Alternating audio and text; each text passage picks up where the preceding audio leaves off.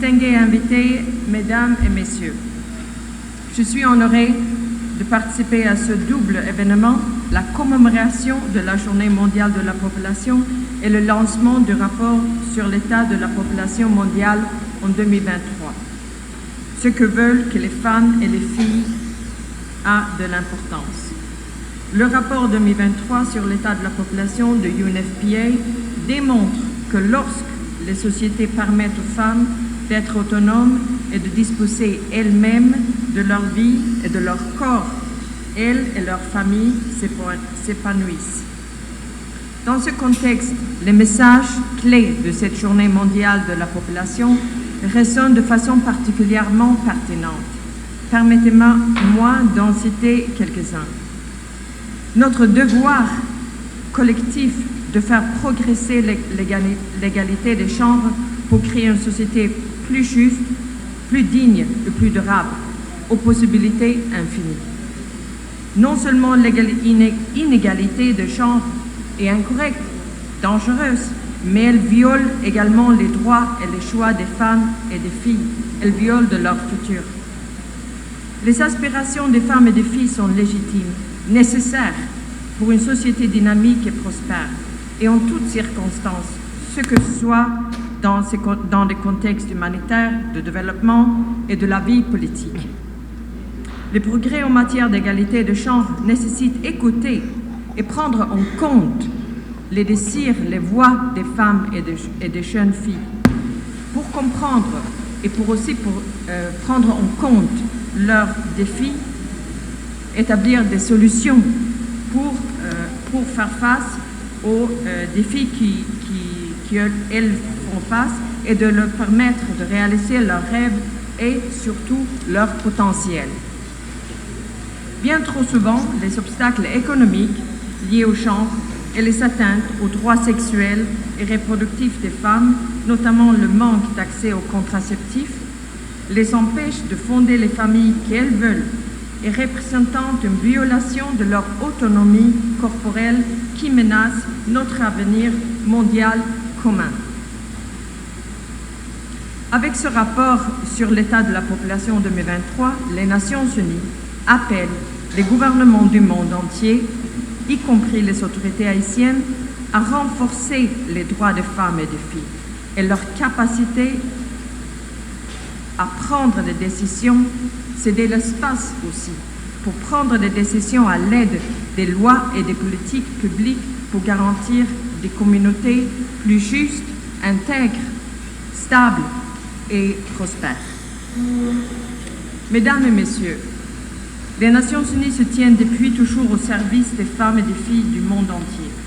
Cette journée mondiale de la population est l'occasion de souligner la nécessité de faire progresser l'égalité des genres afin de réaliser les rêves de toutes les femmes en Haïti et dans le monde. Cela commence pas seulement par écouter les voix des femmes et des filles et des personnes, toutes personnes marginalisées en plus, mais aussi produire les données qui peut donc être traduit des lois en lois et politiques publiques leur permettant d'exercer leurs droits et de prendre des décisions qui ont du sens pour elles. En Haïti, les Nations Unies œuvrent sans relâche auprès des autorités nationales, des institutions publiques et la société civile et de nos partenaires en faveur des femmes et des filles haïtiennes. Je souhaite féliciter le progrès obtenu par le ministère de la Santé et de la Population, ainsi que le ministère de la Condition féminine et aux droits de la femme, soutenu par UNFPA, ONU Femmes et les autres agences sœurs onusiennes.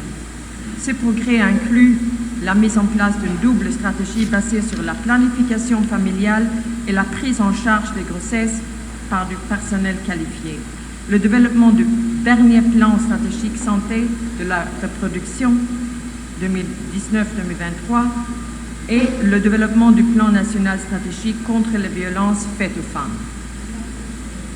Mesdames et messieurs, il est bien documenté que la créativité, l'ingéniosité, les ressources et la puissance des femmes jouent un rôle indispensables dans la résolution des défis majeurs de notre temps, comme des conflits, comme les changements climatiques, comme l'injustice ou l'instabilité économique et politique.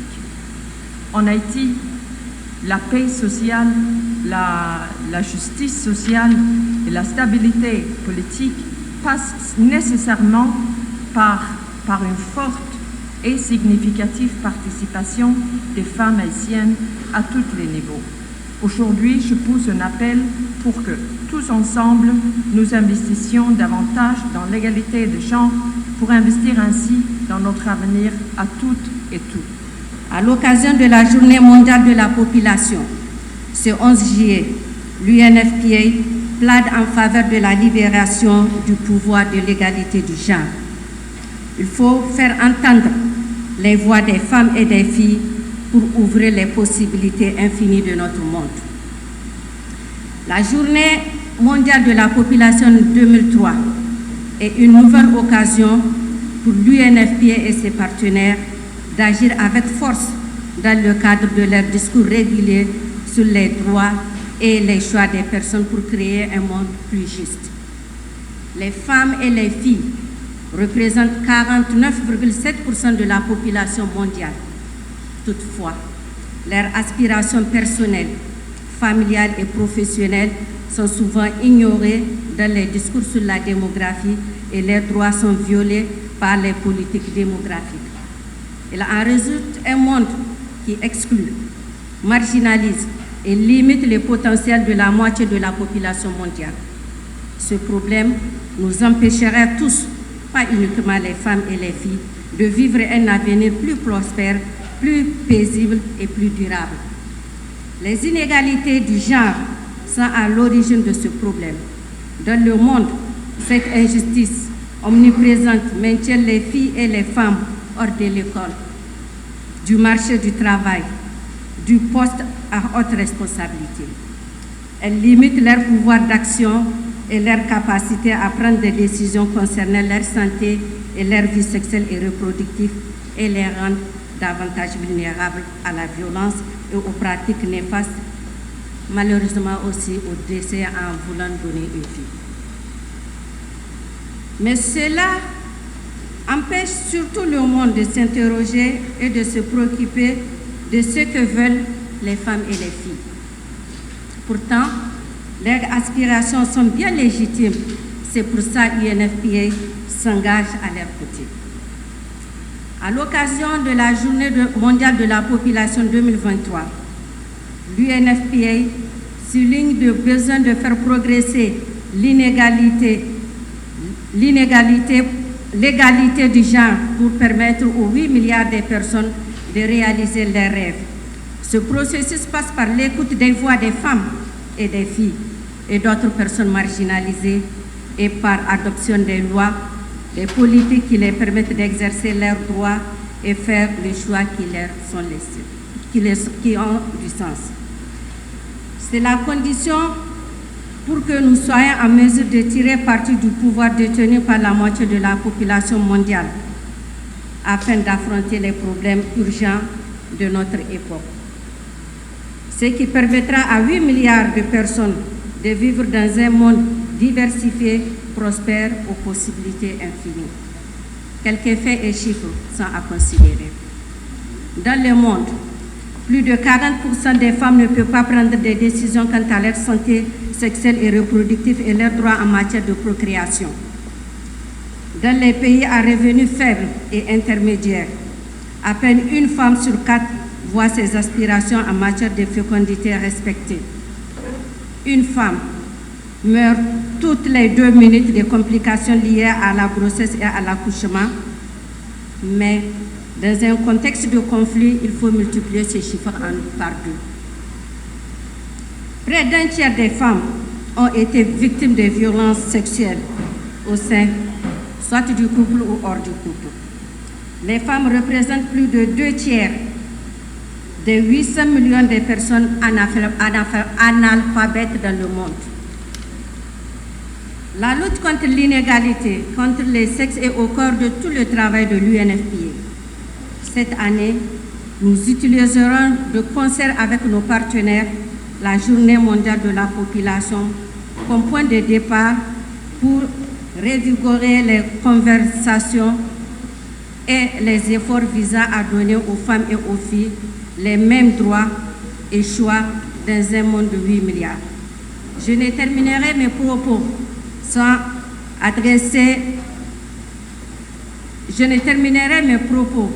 sans faire un plaidoyer auprès de nous tous ici présents, afin que chaque grossesse soit désirée, tous les accouchements soient sans danger, chaque jeune puisse bénéficier de son potentiel et que ici en Haïti, plus jamais qu'aucune femme ne subisse les violences basées sur le genre.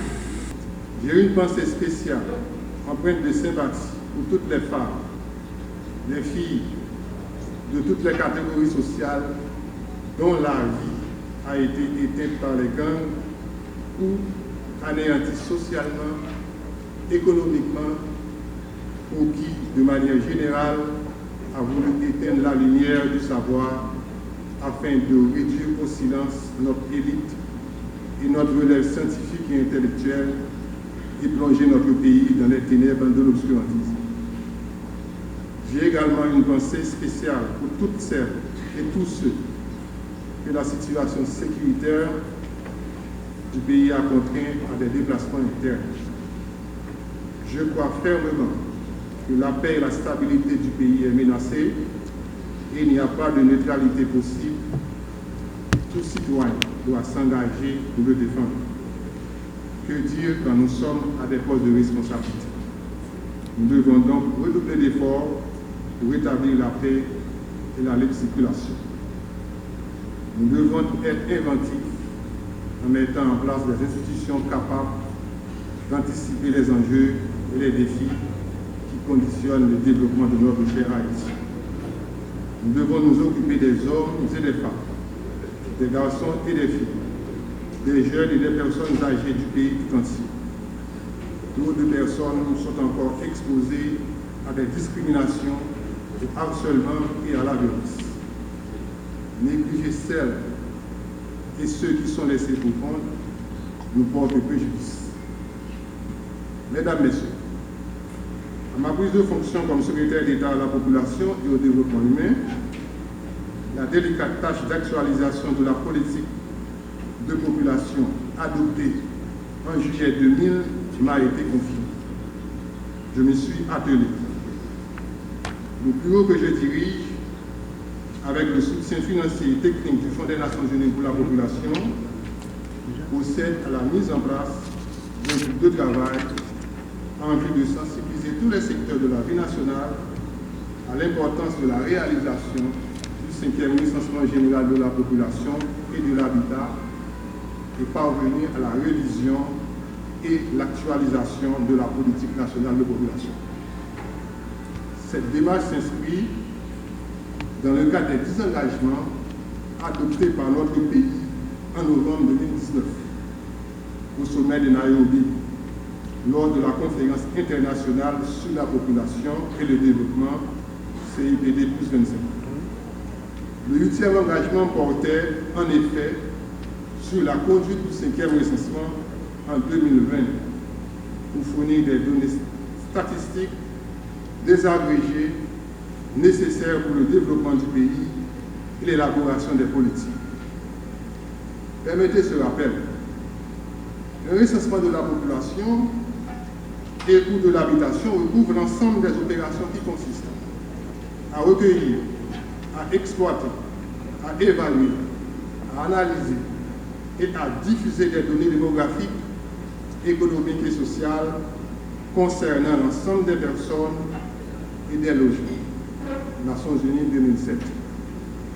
Mesdames, Messieurs, l'une des finalités du 5e recensement consiste à nous fournir les données actualisées nécessaires à l'adoption des décisions d'ordre politique et administratif et à planifier le développement national. Globalement, le recensement nous renseigne sur l'ampleur et l'évolution potentielle des besoins de la population à l'échelle nationale, régionale et sectorielle en vue de la formulation des politiques publiques. Il nous permet de fournir des réponses à de multiples problèmes.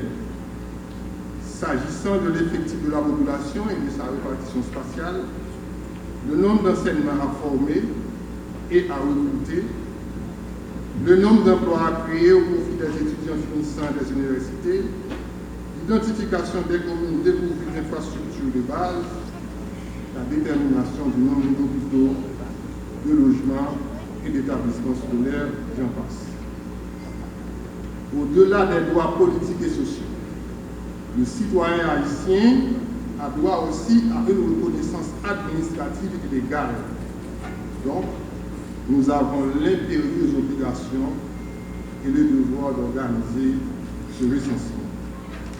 Le bureau que je dirige, ne disposant pas de l'autorité technique, renouvelle l'appel aux institutions qui en ont cette responsabilité.